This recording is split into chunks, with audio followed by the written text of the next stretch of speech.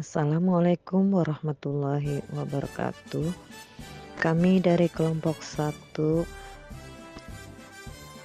akan mempresentasikan ruang kolaborasi modul 2.1 untuk memenuhi kebutuhan belajar murid melalui pembelajaran berdiferensiasi dengan fasilitator Farida Yuniar dan pengajar praktek Rabiatul Adawiyah. Adapun anggota kelompok 1, calon guru penggerak Angkatan 11 Kabupaten Tabalong, yaitu saya sendiri Rahmi Safitri, Pak Bahrul Elmi, dan Ibu Jainah. Kami akan memaparkan kasus 2 untuk tingkatan SD. Deskripsi kasus. Pak Darmawan adalah guru sekolah dasar. Minggu depan ia akan mengajar murid-muridnya materi tentang cara kerja salah satu sistem organ tubuh manusia, yaitu sistem organ pencernaan. Saat merencanakan pembelajaran, Pak Darmawan mempersiapkan beberapa sumber belajar yang menurutnya akan membantu murid-muridnya belajar sesuai dengan kebutuhannya. Sumber daya belajar yang ia siapkan diantaranya adalah 1. Sebuah poster diagram yang menunjukkan bagian-bagian organ pencernaan yang dipinjam dari perpustakaan. 2. Berbagai bacaan yang memuat pembahasan tentang bagaimana organ pencernaan bekerja dari beberapa sumber. Adapun sumber yang disiapkan oleh Pak Darmawan yaitu berupa beberapa buku bacaan dengan tingkat kesulitan berbeda-beda yang juga dipinjam oleh Pak Darmawan dari perpustakaan yang memuat informasi tentang cara kerja sistem organ pencernaan. Artikel yang ia ambil dari majalah Anak, kebetulan ada pembahasan tentang sistem pencernaan dengan bahasa yang lebih sederhana. Dan juga komik sains milik salah satu muridnya, yang mana pada minggu sebelumnya ia sudah menanyakan kepada murid-muridnya apakah ada yang memiliki sumber belajar yang berhubungan dengan sistem organ pencernaan. Kebetulan ada satu muridnya yang memiliki komik sains dan diminta untuk membawakannya ke sekolah. 3. Di kelas Pak Darmawan tidak ada komputer, tetapi Pak Darmawan tetap mencoba mengunduh lewat handphonenya sebuah video singkat yang menjelaskan tentang bagaimana organ pencernaan bekerja. Video ini kemudian ia tonton sebelumnya untuk memastikan isinya sesuai dan cocok untuk apa yang ia ingin sampaikan kepada anak-anak dan dipahami oleh anak-anak. Kemudian ia simpan di handphonenya tersebut. Rencananya ia hanya akan menunjukkan video itu melalui handphone jika ada murid tertentu yang masih membutuhkan bantuan yang lebih. 4. Pak Darmawan juga membuat kartu-kartu pertanyaan yang dapat digunakan untuk membantu murid mengkonstruksi sendiri pemahaman mereka tentang cara kerja sistem organ pencernaan dengan menjawab pertanyaan. 5. Pak Darmawan lalu mempersiapkan daftar kegiatan lengkap dengan instruksinya, misalnya membaca buku, artikel, komik, dan sebagainya, mengambil poster, diagram, mendiskusikannya, dan kemudian membuat ringkasan untuk menunjukkan pemahaman tentang isi poster tersebut. Mewawancarai petugas UKS, menjawab kartu-kartu pertanyaan. Aktivitas-aktivitas tersebut walaupun berbeda-beda namun semuanya bertujuan agar murid memahami cara kerja sistem pencernaan. Pak Darmawan pun siap mengajar. 6. Di awal pembelajaran, Pak Darmawan memberikan penjelasan kepada semua murid yang ada di kelasnya tentang tujuan pembelajaran dan konsep kunci yang ingin anak-anak kuasai lewat proses tanya jawab dan contoh-contoh. Ia juga memastikan bahwa murid-muridnya memahami apa yang dimaksud dengan sistem. 7. Setelah itu, ia meminta murid-muridnya mulai bekerja dalam kelompok. Untuk penugasan kali ini, Pak Darmawan telah mengelompokkan murid berdasarkan tingkat kemampuan murid membaca. Hal ini karena tugas pertama yang harus dilakukan oleh setiap kelompok adalah membaca materi bacaan terlebih dahulu. Pak Darmawan menyesuaikan teks yang dibaca tiap kelompok dengan kemampuan membaca mereka. 8. Pak Darmawan menjelaskan pada murid-muridnya bahwa dalam 1 minggu tersebut, setiap kelompok akan mendapatkan target untuk menyelesaikan kegiatan yang telah disiapkan oleh Pak Darmawan tersebut.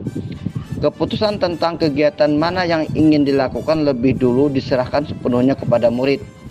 Yang jelas, mereka diberikan kesempatan melakukan kegiatan-kegiatan tersebut pada saat pelajaran IPA minggu tersebut. Deskripsi kasus 9. Selama proses murid melakukan kegiatan, Pak Darmawan memastikan ia mengobservasi dan memantau pemahaman murid-muridnya. Ia mendatangi setiap kelompok, mengajukan pertanyaan, dan memberikan pertanyaan lanjutan kepada murid-murid yang memerlukan bantuan atau perlu diberi tantangan lebih.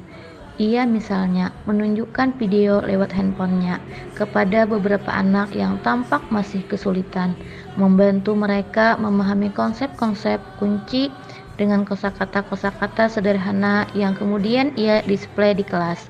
Pak Darmawan juga membuat catatan-catatan penilaian selama proses ini. Setiap jawaban murid, pertanyaan murid, ia perhatikan. Ia gunakan informasi ini untuk menyesuaikan tingkat bantuan yang ia berikan pada murid. Deskripsi kasus 10. Pak Darmawan kemudian melakukan penilaian untuk mengetahui sejauh mana murid-muridnya memahami metode tersebut. Ia kemudian membuat penilaian berjenjang atau tier assessment. Pertama, untuk murid-murid yang kemampuannya kurang, ia menugaskan mereka untuk menjelaskan alur pencernaan dalam sebuah diagram alur sederhana yang dilengkapi penjelasan singkat dengan menggunakan kosakata sederhana sesuai dengan yang telah mereka pelajari dan bahkan telah didisplay di kelas. 2. Untuk murid-murid yang kemampuannya sedang, ia meminta mereka membuat sebuah cerita narasi tentang alur pencernaan dengan kosakata yang lebih bervariasi. 3. Untuk murid-murid yang kemampuannya tinggi, ia meminta mereka membuat sebuah cerita kreatif dari perspektif seorang makanan yang menarasikan alur pencernaan. Melalui tugas ini, penyusunan kalimat dan pemilihan kosakata yang digunakan tentunya sudah lebih sulit. Analisis dari kasus Pak Darmawan ini yaitu Pak Darmawan seorang guru sekolah dasar telah merencanakan dengan cermat pembelajaran tentang sistem organ pencernaan yang akan dia ajarkan minggu depan. Dalam persiapan pembelajaran tersebut, dia memastikan murid-muridnya dapat belajar sesuai dengan kebutuhan mereka melalui berbagai sumber daya seperti sebuah poster diagram tentang organ pencernaan yang ia pinjam dari perpustakaan, berbagai bacaan dari buku dengan tingkat kesulitan berbeda, artikel dari majalah anak dan komik sains milik seorang murid, dan juga sebuah video singkat tentang cara kerja sistem organ pencernaan yang disimpan di handphone untuk digunakan jika diperlukan, dan kartu-kartu pertanyaan untuk membantu murid memahami konsep. Daftar kegiatan lengkap dengan instruksi yang melibatkan bacaan, mengamati poster, wawancara petugas UKS, dan menjawab pertanyaan. Pak Darmawan memulai pembelajaran dengan memberikan penjelasan tujuan dan konsep kunci kepada murid-murid. Dia kemudian mengelompokkan murid berdasarkan kemampuan bacaan mereka, menyesuaikan teks dengan tingkat kemampuan masing-masing kelompok. Selama proses pembelajaran, Pak Darmawan mengamati, memantau, dan memberikan bantuan jika diperlukan.